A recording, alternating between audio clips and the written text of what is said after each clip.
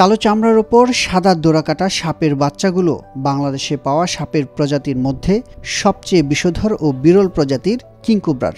এই প্লাস্টিকের বাক্সের ভিতর বাঁশের পাতা দিয়ে বাসা বানিয়ে কৃত্রিম উপায়ে ডিম ফুটিয়ে বাচ্চা ফোটানো হয়েছে গত 22 জুলাই। আমার কাছে যখন ডিমগুলো আসে তখন ডিমের ভিতর প্রচুর পরিমাণ ফাঙ্গাস ছিল এবং ডিমগুলো ভিজা ছিল। তো ডিমের সাথে একটা পাতা চলে আসছিল, যেটা ছিল বাঁশ পাতা। তো এটা দেখে ভাবলাম যে ও হয়তো বাঁশ ঝাড়ের নিচে, যেহেতু কিংকোবরা এমন এক সাপ, একমাত্র সাপ যে বাসা বানিয়ে ডিম পাড়ে। তো ওই ক্ষেত্র থেকে আমরা এনে ডিমগুলোকে আগে শোধন করি অ্যান্টিফাঙ্গাল দিয়ে, যাতে ফাঙ্গাসের আক্রমণটা কম হয়। অ্যান্ড পাতা দিয়ে বাসা বানিয়ে দেন আমরা এই বক্সের ভিতরে রাখি। অনেকগুলো চ্যালেঞ্জিং বিষয় ছিল, যে ওদের তাপমাত্রাটা ঠিক রাখা, তারপর আর্দ্রতাটা ঠিক রাখা। তো ওগুলো আমরা ওভারকাম করে 100% ফলাফল আসছে। 25টাই ডিমের 25টাই বাচ্চা আমরা ফোটাতে সক্ষম হয়েছি।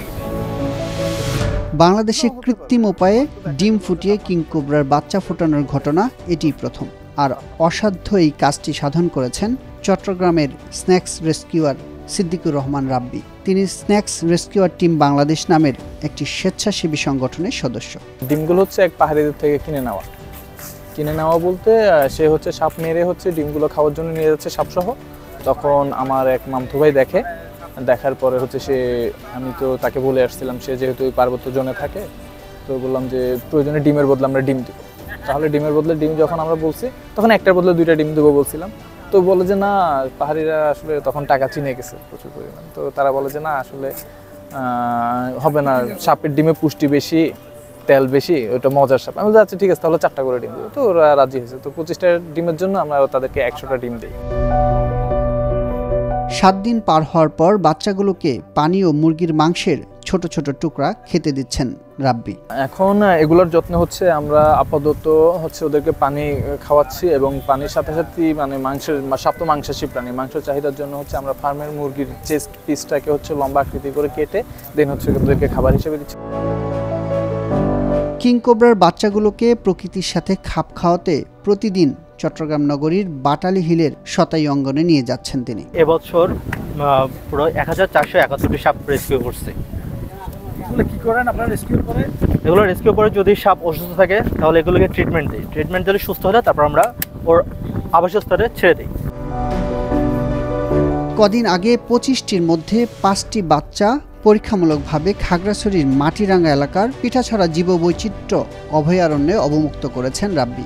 বাকি 20টি বাচ্চা 5টি করে চট্টগ্রামের আরও 4টি সংরক্ষিত বনে অবমুক্ত করার পরিকল্পনা রয়েছে রাব্বি ও তার টিমের। যেহেতু গভীর জঙ্গলের সাপ মানুষ সহজে দেখে না, মানুষের সংস্পর্শে আসলে ওরা খুব রাগান্বিতভাবে মানুষের দিকে তেড়ে আসে, কিন্তু কামড় দেয় না। এটা একটা ওর পজিটিভ দিক। ও শুধু মানুষকে ভয় দেখায়, কামড় দেয় না। অ্যান্ড ওর খাবারের ভিতর সাপ। ওর বৈজ্ঞানিক নাম ওফিওফাগাস হান্না। ওফিওফাগাস মেইন সাপ খাওয়ার প্রবণতা, এবং হান্না গাছে চড়ার প্রবণতা। এই সাপটা সাপ খায় এবং সে গাছে থাকতে বেশি পছন্দ করে। বাংলাদেশে কিংকোবরার ভবিষ্যৎ যদি বলতে যাই, তাহলে এটা তো রেড লিস্টেড বিপন্নপ্রায় প্রজাতির একটা সাপ। কয়েকদিনের ভিতরে হয়তো বিপন্ন হয়ে যাবে, আমরা হয়তো আর দেখতে পাবো না সাপটাকে, যদি না সংরক্ষণ করা হয়। সরকারের উচিত এই সাপটাকে সংরক্ষণের দিকে নজর দেওয়া, এবং এই সাপের জন্য বা এই সাপের যেসব রিজার্ভ ফরেস্টগুলো দেখা গেল যে বাঁশঝাড়, এদের পছন্দের বাঁশঝাড়। আপনি যদি একটা রিজার্ভ ফরেস্টে যান তাহলে দেখবেন যে বাঁশঝাড়ের সংখ্যা খুবই কম। আর দেখা গেল যে বাঁশ যেখানে আছে মানুষ ওখানে গিয়ে বাঁশ কেটে নিয়ে আসতেছে।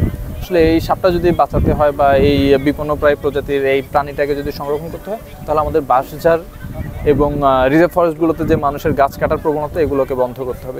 যেটা আমাদের দ্বারা পসিবল না।